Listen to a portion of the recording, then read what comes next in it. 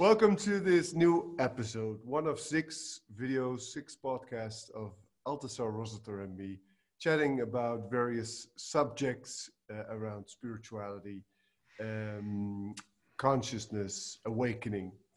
And the first podcast, we talked about awakening, the second one about empowerment, and the last one about alignment. And now it's time to speak about the matrix and understanding the matrix a bit better. So, how are you doing, Altazar? Right now, I'm doing great. So, yeah. And I'm happy to be talking to you again, Robert. Yes. We enjoy these conversations, and I'm looking forward to it. Yes, well, same here. I'm enjoying them very much. And I'm also looking forward to it. I was already looking forward to it, and I'm also looking forward to know about that Tanka right behind you, because he's put up a new one. I'll just give you a view of it. Yeah. And then I'll tell you the story. Okay. So it's an interesting story. The Tanka actually comes to me from my wife's family. My wife is Renoch Akin. And back in the 50s and 60s, her grandfather was a politician. He was Deputy Prime Minister for Ireland and then the UN Ambassador for Ireland. And he was, his name was Frank Akin, and he was instrumental in getting the UN to recognize Tibet as a country, Yes. when China was invading. And the Dalai Lama's cousin gave him this Tanka. Wow, that's a nice story. What does it mean, the Tanka? I've never found out what it means. It has an inscription on the back, and it's very old. Okay, beautiful. Well, the energy is wonderful. Yeah. So I like to put it up. I generally have it hanging in my room. I'm lucky like that because I keep it in a corner generally where it's out of the sunlight, because that's important for something of this age. Yes. You can. Well, what do you estimate? How old is it? I don't have a clue, really. And we've never really explored, where it actually comes from. It was one of those things that was probably brought out of Tibet a long time ago, when the Dalai Lama was actually on the run. So yeah. Wow, that's pretty special. Mm-hmm. And the Dalai Lama was on the run because the Chinese invasion of Tibet in the 50s. Yes.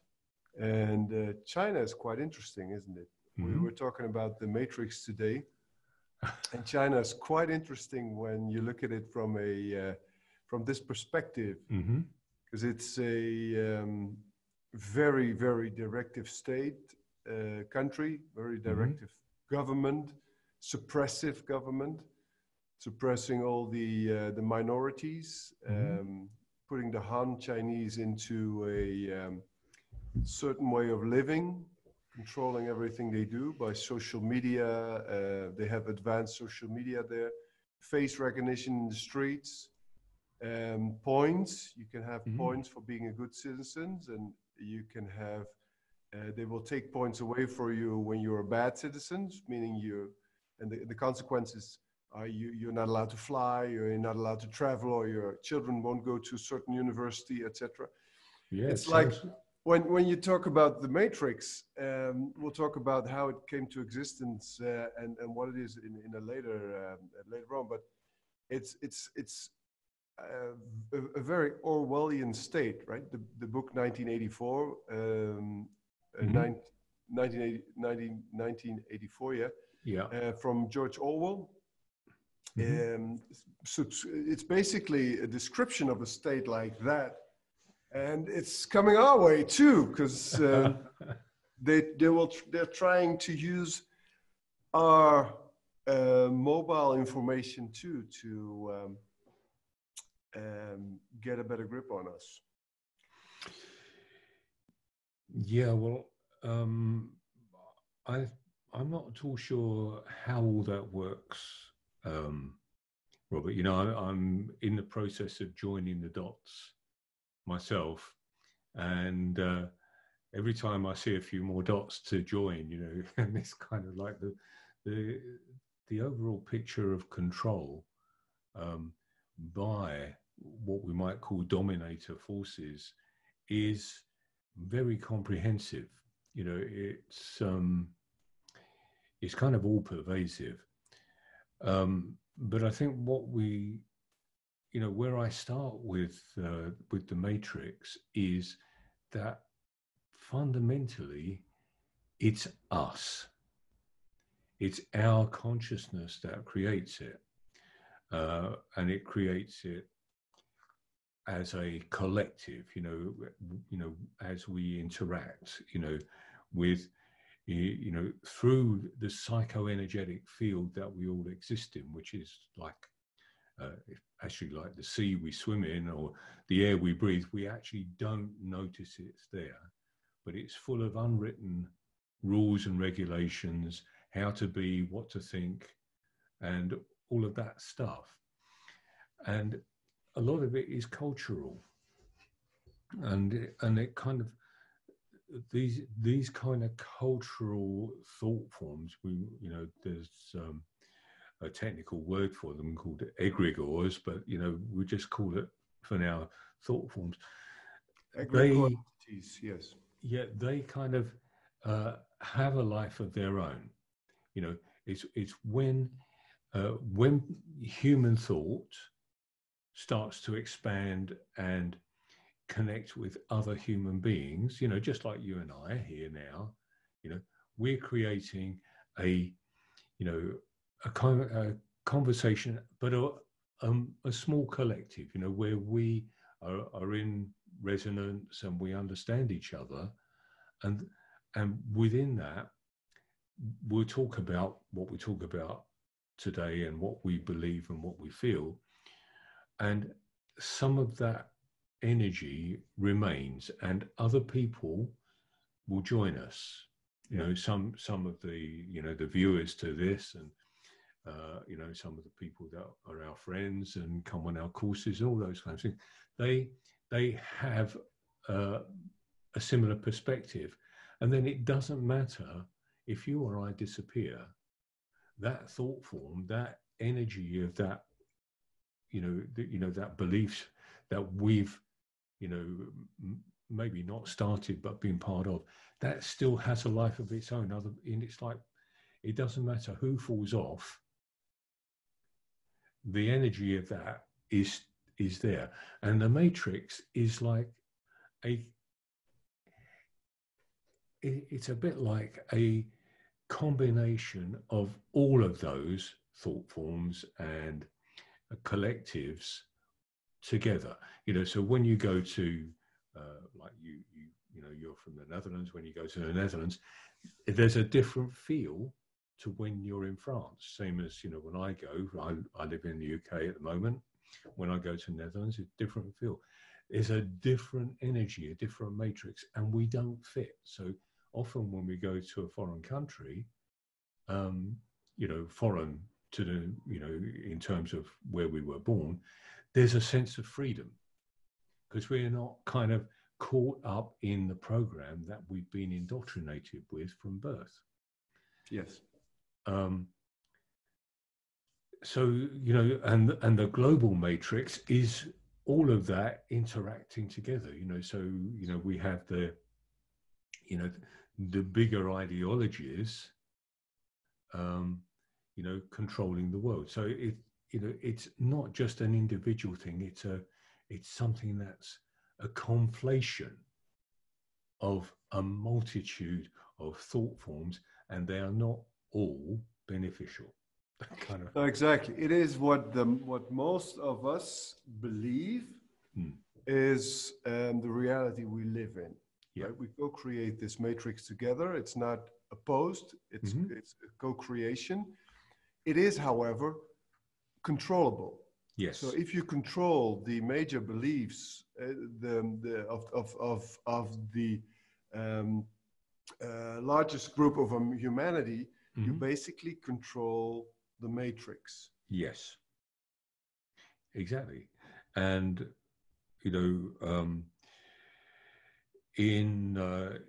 historically, that's controlled by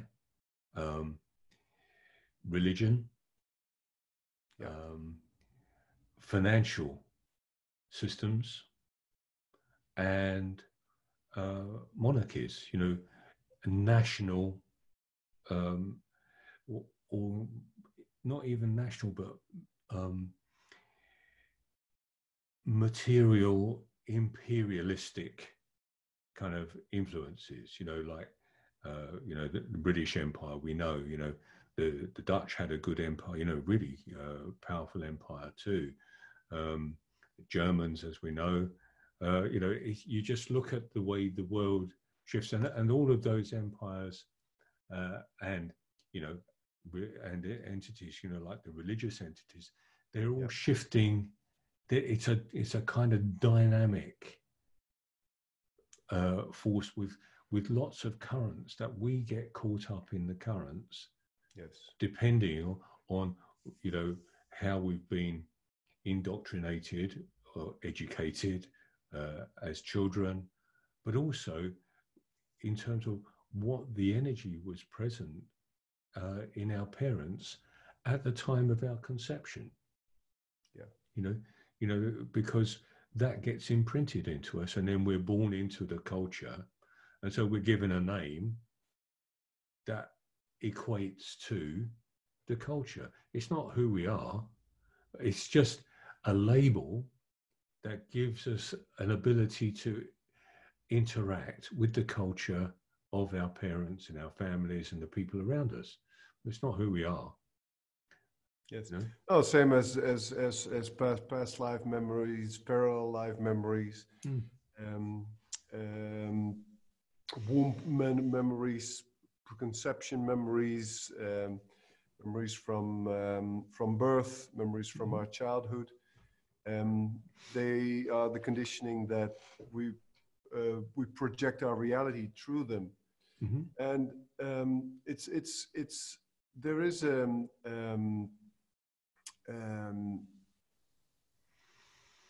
if we look at it from a even more historical concept, before we talked about how this how man was created 200,000 years ago. Stories vary, but we're both fan of the Anunnaki story, the Sumerian Tablets. The story of the tablets that were found in Sumeria, one of the first known civilizations, developed civilizations, and their history was written on tablets. Those tablets were they survived time, and it says 200,000 years ago we were engineered basically by modifying our DNA, by modifying some of our chromosomes, and the Anunnaki, which is apparently, according to those tablets, a species that live on planet Nibiru that comes around the sun every 3,600 years. And they actually, dominated Earth, created men to work for them. And then at one point, there were too many of us to work for them. So we found our way. We started to live in the tribes. We created first Lemuria, and then Lemuria, Atlantis. And Atlantis fell, and we went back into prehistoric times, and the whole thing started over again. And now we are where we are today. But looking back, how did that influence the matrix we live in, and what do you see? What sort of purposely purpose mechanism. What sort of mechanisms were purposely installed in that matrix? How do you see that? Well, one of the primary mechanisms I see is the what I call the slavery implant. And as you mentioned, we were, human bodies. Let's call it human biology was engineered to as a workforce, as a slave workforce, and for the Anunnaki. Yeah. For the Anunnaki. Now, what if you just consider the slave energy for the moment, and it's a consciousness, and we consider it as a consciousness and an energy. It's like, as a slave, your existence is totally tied to your value as a producer, as a worker. So that your value is related to your productivity. And that gives you the right to survive, whatever that survival entails, to be fed, to be clothed, to be housed, and all that kind of thing. And if you don't produce, you're worthless. Okay. And that translates into what we see throughout the world now as a work ethic. You have to work to survive. It's the same imprint. And it's like it's an implant in the DNA. But, not something that you can get your hands on a microscope. It's energetic. It's in the energy. Yeah. And not only you have to work, but also you have to listen to a superior. You have to worship a divine, a god, with not a large, but with a small g, because the gods were the Anunnaki in those times. People had to worship them. Mm-hmm. There's a lot of programs in our DNA from that time that still, be in time, don't get mm-hmm. sick, work hard, listen to your superior, do your best, etc., etc., which still dominates the way we live and our belief system in a very profound way. Yes. Yeah. So,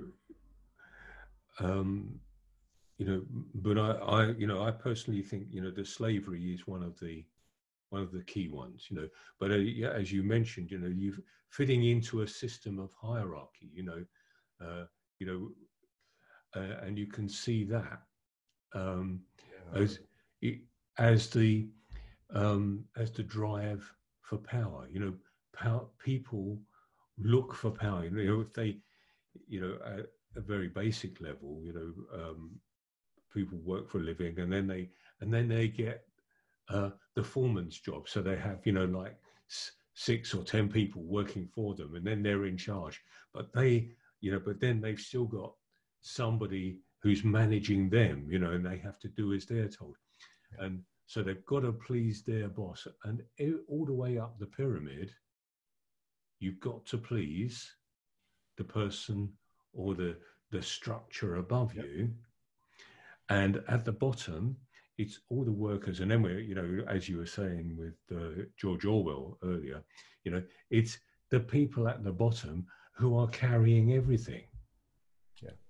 And who pay for everything. And there's another book which is not so well known by George Orwell called Animal Farm. And it's a lot more fun to read because it's much shorter, but it's very it shows it in a kind of very simplistic form how all that exploitation of labor and slavery works. And one of the more recent examples is the Third Reich in Germany. They expanded throughout Europe, and all their prisoners became slave workers, slave laborers. And that's how they supported the German war machine. Yeah. Yeah, and it's always like to when we mentioned the Germans, I'm thinking about this Faulty Towers sketch with "Don't mention the war." Oh yes. You know that one? Yeah. Yes.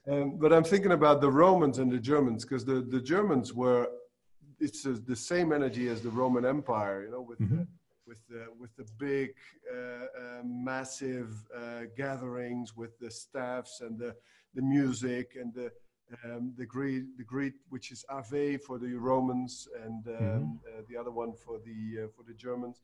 The hierarchy with the Führer, the emperor, and top.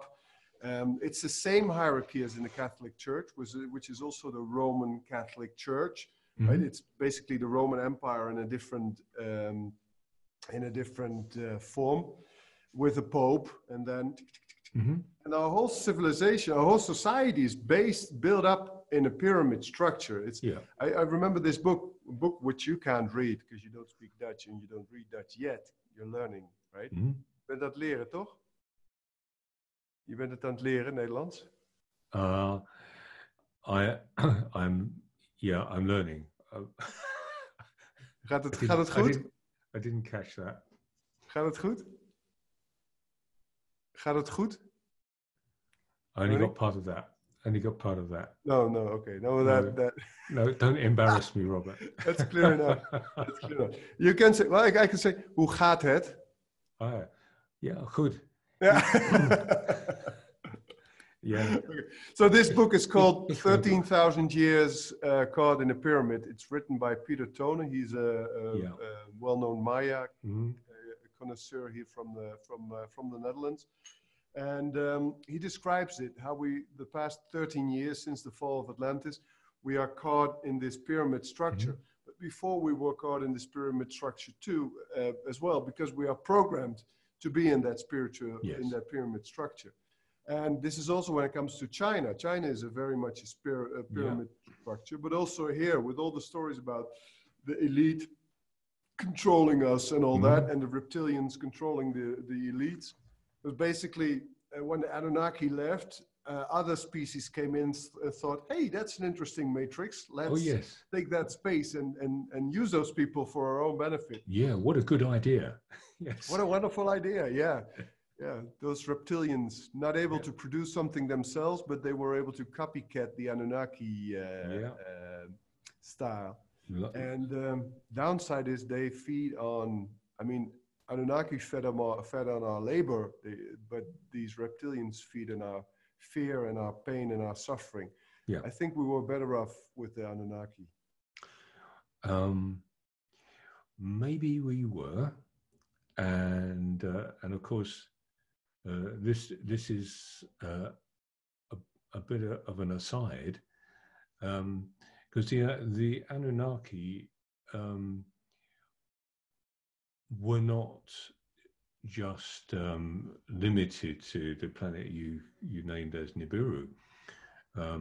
They had a much broader scope extraterrestrially, and some of their kind of ancestors are actually supporting us because they have a karmic debt to actually sort out the shit that we're in. Yeah, there's some friendly extraterrestrials as well. And it's interesting what you say, because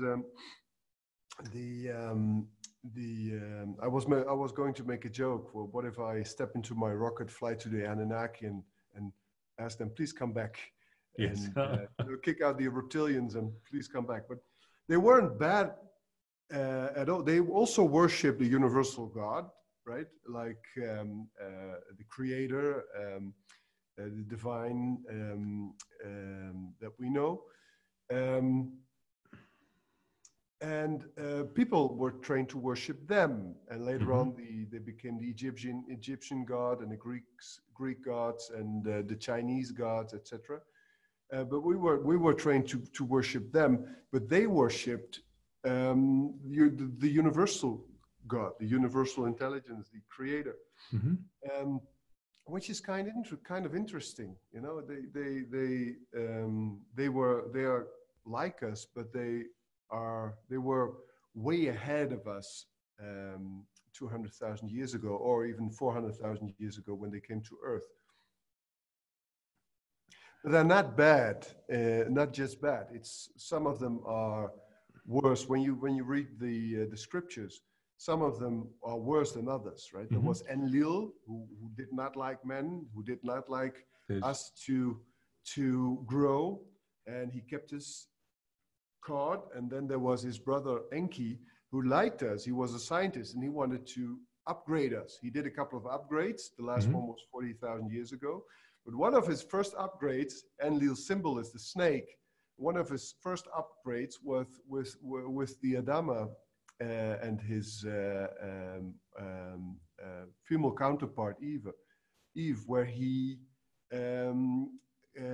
allowed them to eat from the knowledge of the tree of all knowledge. You know, where they were allowed to understand who they are and understand the broader perspective. And his brother Enlil didn't like that, so he kicked us out of his paradise. And that's when we started to swarm the earth. Yeah, well, as I understand it, you know, that particular intervention by Enki pissed off a lot of the Anunnaki because, you know, as I recall from some of the Nag Hammadi scripts, they were suddenly afraid because Enki had made us as powerful or more powerful than they are, you know, or potentially, you know, so we could grow into that. And that particular intervention was, it's kind of put in the metaphor of the tree of knowledge and the tree of good, the knowledge of good and evil, and that's in the language at the time of the scriptures. Yeah. But really, what it was the ability to be fully ensouled, you know, to have our soul and connected with source. Yes. So that means, and I put a post, I made a little meme about this recently for Facebook. Well, that means that human consciousness, when it's aligned, is source in action. Yeah. That's what it is. That's what we are. Yeah. And part of the, the dominant oppression that humanity's been living under has been to stop us finding that out, because once we know that, everybody else is in trouble. They can't control us anymore. This is the good news. This is the good news. Even the reptilians cannot control of us once we realize we are source in a temporal package of a human being. That's right. But we have to align with source, and that means, you know, we've got to purify ourselves, purify our consciousness, which isn't so easy, as you and I know. You know. No, but doable. And one thing I like about your method, the Shift Your Reality retreat you did here, we did here on Terra Nova, you actually developed protocols to work together with Source, all the way into the DNA to transform those slavery programs and rewrite them. Yes. In order to liberate the participants to the retreat. I thought that was quite marvelous. Because there's basically nothing with your method. There's basically nothing we cannot touch. You know, even DNA, even those deep energetic programming, we can work with them. If you can think of it, you can do it. That's right. And of course, you know, there are other ways of doing it. But this is the way I work is a practical way of approaching it. And as you know, and I know you work with my method as well, it's extremely useful. I put it that way, it's useful. and it's developing all the time. You know, I'm continuing to evolve. Yes. And you know, I've got some more subtleties that the next retreat will include. Oh, I'm looking forward to it. Yeah. Yeah. No, but it's you know, it's once you realize you are connected to source and you can align yourself, as we spoke about this our last talk, and you can transform all those all your conditioning, but also all those programmings in your system. You can actually liberate yourself from the general belief system of the matrix. Yes. And basically step out of it in a way. I mean, we're always part of the matrix, but we create our own space inside of that collective. Well, that's the good news, because what we were talking about, the way the matrix works is it works as a collective, and and the more energy that's kind of put into it from the beliefs, the stronger it is. But if we create something that's more empowered, and it's part of our mission to help people to be more empowered and be conscious and be aligned, then what we're doing is actually we're creating a kind of viral organism that will take over the matrix and change everything. That's how it works. Yeah, if we reach enough people, we are working towards this tipping point. That's exactly it, and yeah, and it's also because it's also a way. If once you got to understand this pyramid, there's many people who will start to fight it. There's been all these documentaries online. There's one of a Dutch lady called Janet Ossebaard. Yeah, I've seen them. Where she really attacks the elite, and she attacks Clinton, and she attacks Bill Gates, and she doesn't realize by attacking them, you are exposing them, but you're also making them stronger, because you're feeding them, and anything you resist against feeds it. I'm okay with that. I mean, that is her mission and her karma, and there's a lot of people coming to a greater understanding thanks to this documentary, and there's many more documentaries in that line all over the world. But the idea is not to fight them. I mean, we live in a part of the universe that's called the free will zone, and when we fight them, they will fight back. But when we don't fight them and we love them and we have compassion for them and we create our own matrix within the matrix, they will not be able to do anything about it. They will not be able to harm us. It's the way Gandhi created the new matrix in India peacefully. We can do the same. We don't resist anything. We just, like we are doing here on Terra Nova Center, we're just creating something new in a belief system that we want, that we support, that we desire. That's the challenge of our existence, isn't it? It's the challenge to embrace the mystery of our own mastery, and stay out of conflict. We come into this sense of of polarity and polarity consciousness and the 3D existential paradigm, and I've seen Janet Ossebaard's videos as well, and many others, and I have to say that the information appears to be accurate, largely, Same with others, like, you know, the very famous one, David Icke. However, the problem with all of that is exactly as you say, it's the outrage and wanting to fight it. Yeah. You know, and if you think about it, in some ways, that's quite a clever way of manipulating energy to, you know, for the oppressors to stay in control. Because once you get caught up in that battle, you are then, your energy is then in it. You're not, you know, you've not disconnected from it. And this isn't about denying anything or pretending that bad things are not happening. It's not about that.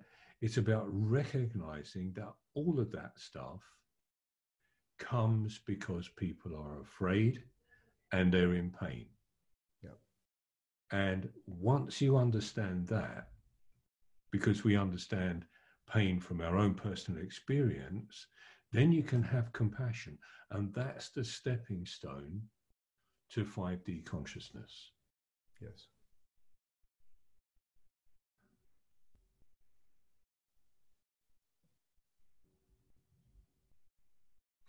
Yes, it is. And that's also, in this film, she talks about Q. Mm-hmm. Q is a group of people, probably around Donald Trump, been releasing Q drops for a number of years, information, things, they predicted things that came to existence. And Q is predicting Donald Trump is going to arrest all those elite people with the US Army and allies, and he will behead the elite, and which is possible. I'm not sure if it's going to happen, but it is possible, and it would be in a way. It would. I mean, I wouldn't be. I would be happy with it. You know, it's fine if he actually would it. But then it's not the answer to. They call it the Great Awakening, but it's not the Great Awakening because you have Trump and Putin and China, and you have the elite. Now, the elite is beheaded, and you still have Trump and Putin in China. So it's the third dimension. Taking over the third dimension, staying, and we'll all stay in the third dimension. It's not the Great Awakening. We're still in a pyramid. There's still a hierarchy. There's still Uncle Trump saving us. There's still the king, you know, we can all cheer up to. It's the same mechanism. It's exactly not an answer. It is the same mechanism, and you know, I agree with you. It will be more pleasant for us if that happens. Yeah. And by the time this podcast is available, it may have happened. You know, it may have happened or not. Let's do a bet. No, that's still polarity. Yes and no, isn't it? Yeah, but it's fun. It's fun. I'd bet my no. Let's not do it. No, let's not do it. But it's possible, and it's possible. We have had those 10 days of no internet, no communication. They also beginning of April. They are now. We're talking now the end of March. So in a couple of days, the whole thing, the whole communication might be down. Yes. And at the end of it, we all wake up in a new world where the Clintons and the Gates and the Rockefellers and the Rothschilds are behind bars. Well, we'll see. We'll see. I personally think you know, a 10-day shutdown will be very chaotic, and it will be anarchy, and not very positive. That's my assessment. For what it's worth. My idea. There are other stories where the shutdown might be 3 days. which would be a lot easier. You know, we can cope with that. And they were also in the prophecies. I mean, a 3-day complete lockdown of everything. It's also in the prophecies, in the ascension to the 5th dimension. Because that's one thing I wanted to address. And even though the Matrix is a collective belief system, it is, however, susceptible to galactic movement. Because as we talked about it before, how I like the Maya way of explaining it, right? When 13,000 years ago, we have this 26,000 years time cycle. 13,000 years ago, the Earth is turning, of course, but the X is also wobbling. 13,000 years ago, we were closer to the heart of the Milky Way, to the heart of the galaxy, I must say, or to the heart of the universe even. And now, 13,000 years later, we're on the other, you know, the most far away from the heart of the universe. And the Mayas already said, okay, if they are there, they must be very materialistic, very disconnected from source, very this and that. And our belief system is also very much influenced by this movement, because when you are here as mankind, it's very difficult to understand your source. It's very difficult to understand the essence of everything, and it's difficult to understand this is an illusion, because it appears very real. And now we are making this movement again. We're shifting back 13,000 years to the good side, right, to the heart of the universe, and it makes it easier for us to understand who we are. So now we go from 3rd dimension, right, 1st, 2nd, 3rd dimension, to 5th, 4th, where the reptilians seem to be. But we pass them and we go into 5th, and that's when people start to understand again who we truly are. But that's when we still have to make the movement from 6, 7, 8, 9, 10, 11, 12, all the way back.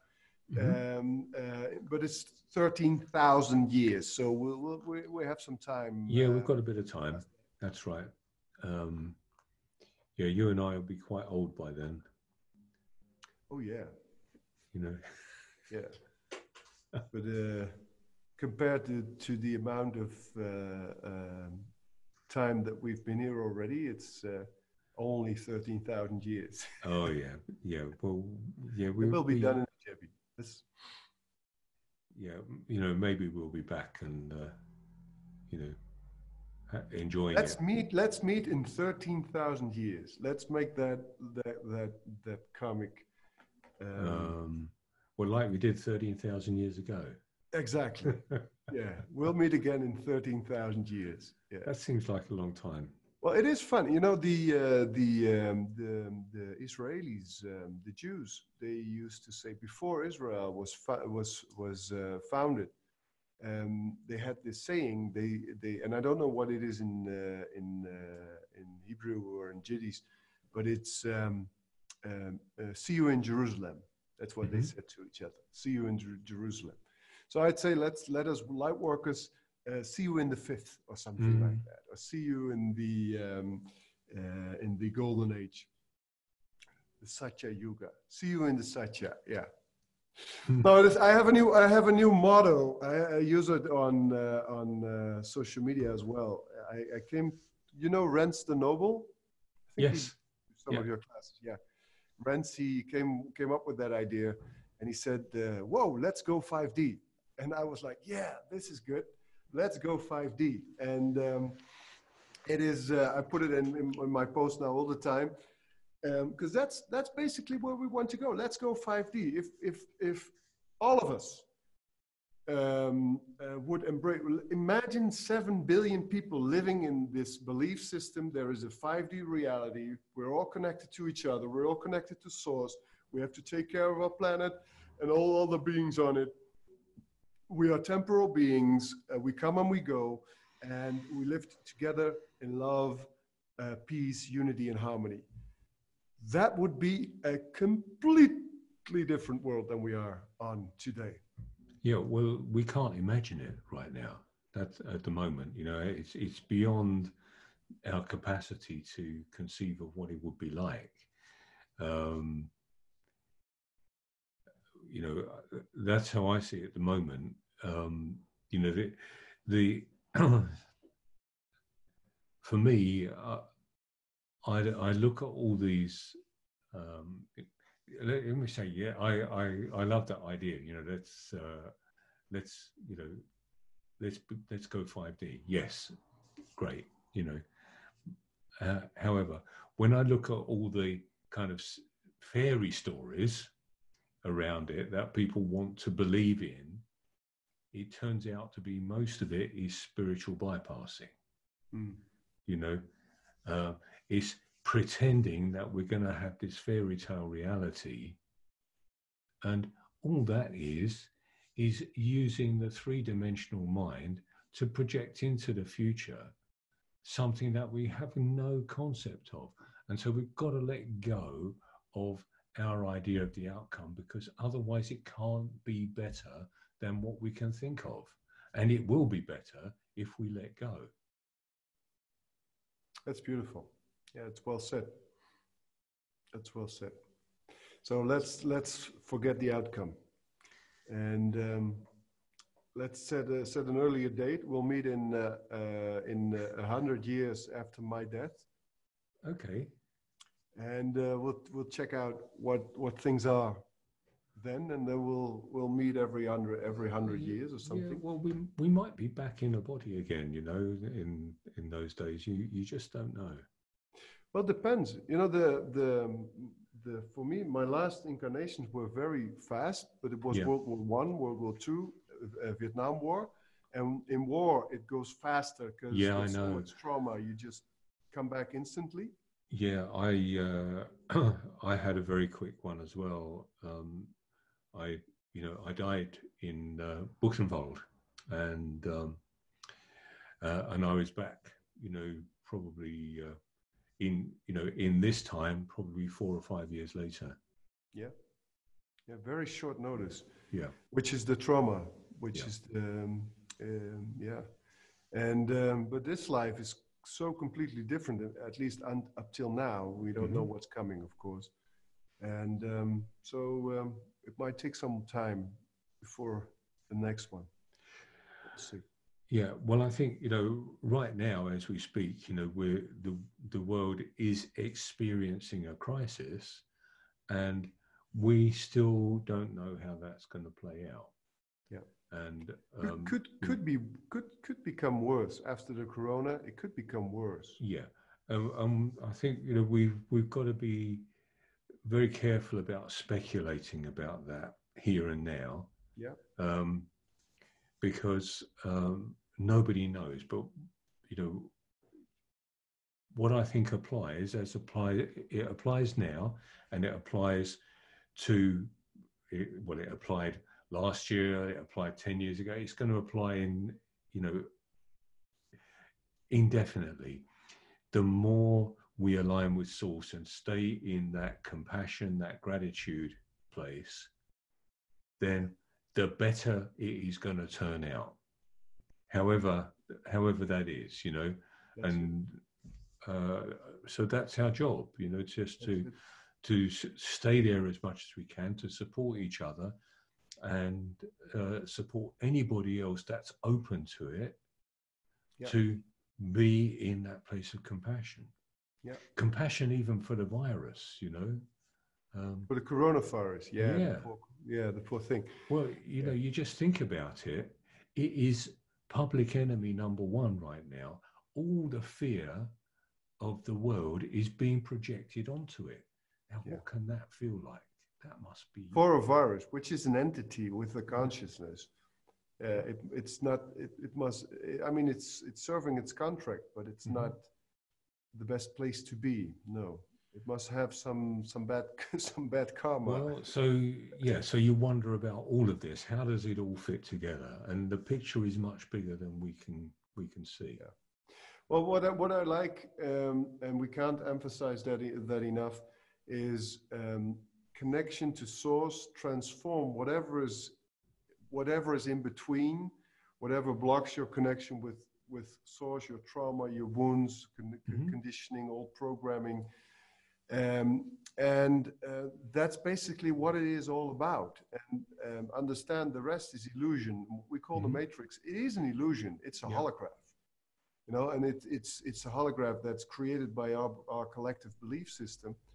And once you understand that and connect to who you truly are again, basically it doesn't matter what happens in the hologram.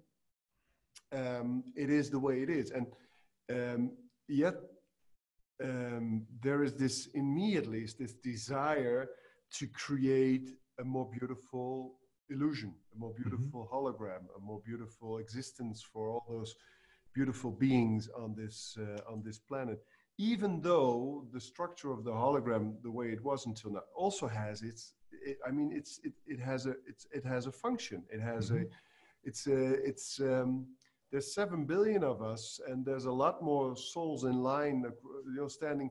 Like Levina said that, Levina Kaasmakers, we both know her. She said it once, so beautiful. She said, they are standing in line around the earth to be able to be incarnated in this amazing experience. Yeah. Because it's, no matter how bad the suffering was, you know, we were talking about the Roman Empire, we were talking about the Catholic Church, we were talking about the Nazis, das Derde Reich. We were talking about the Vietnam War, on the suppression in China, the suppression of Tibet. You know, there's so much suffering still going on, and it's an amazing opportunity as well for so many souls to have this experience. It's a unique experience. You know, the potential for, you know, really expanding consciousness and expanding the expression of love is phenomenal. And it's, you know, I believe it's pretty much unstoppable. And this is why we're seeing the dominator forces fighting so hard and bitterly to stop it, but they know they can't. No, they can't. And we can look at it this way, you know, it until now it was a really good experience, but very soon it's like you know, your school period is ending, right? You are in the last grade, doing exams, and it's ending, and you know very soon you'll be looking back at a period. And this is how mankind is at the end of a period. They don't know it yet. Many people don't know it yet, but very soon this suffering won't even be possible on this scale, because we will all be in a new consciousness, right? Let's go 5D. Yeah, one of the ways I've looked at it, and I mentioned it in my most recent book, is that I see, you know, humanity is perhaps growing up a little bit. You know, we've perhaps moved out of childhood and we're moving into adolescence, and we're not quite adults yet. Yeah. So we're adolescents, and just like all adolescents, we know everything, you know. Yeah. Yeah, cool. Yeah, true. And we know that all the grown-ups have got it wrong.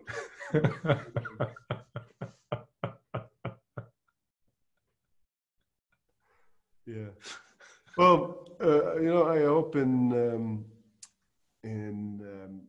someday soon we'll be looking back at this period of 13,000 years, and especially the past 3,000 years, and now, and all this suffering, and we'll be looking at it from a different world.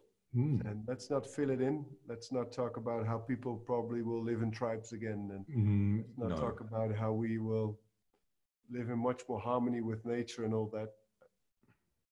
But yeah, I have a good feeling, and it might be getting worse, because it's also, in a way, it's also giving birth to a new consciousness, which which is already here full on since 2012. Anyone can go 5D in any moment. Yes. It's here.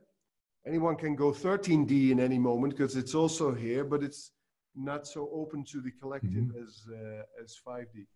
And yeah, it's our job to remember as many people as we can.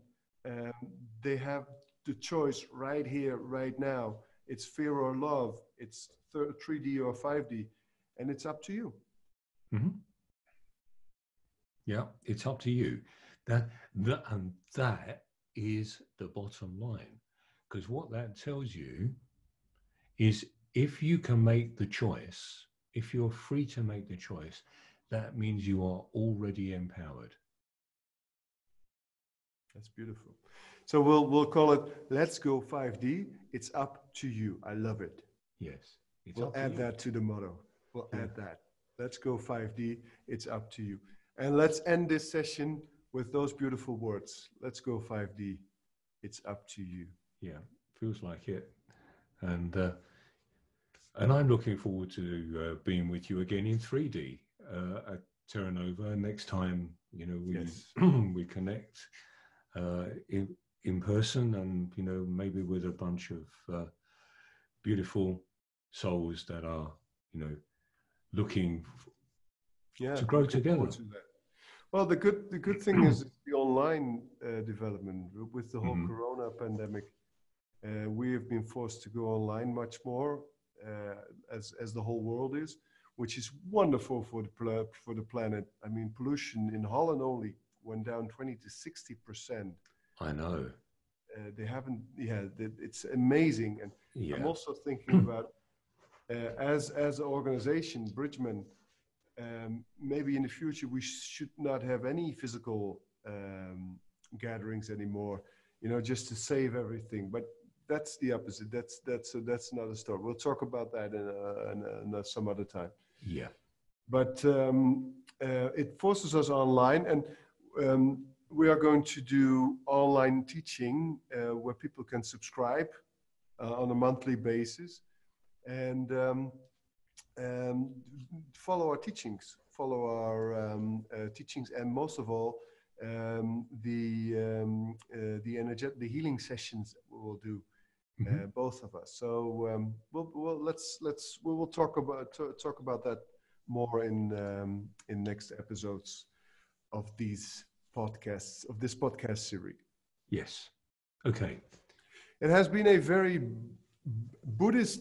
We were embedded in Buddhism. You have the Tanka. I have the That's here I'm in the meditation room of the center. Yeah, feels good. Good. Thank you very much. See you. See you next time. Yeah.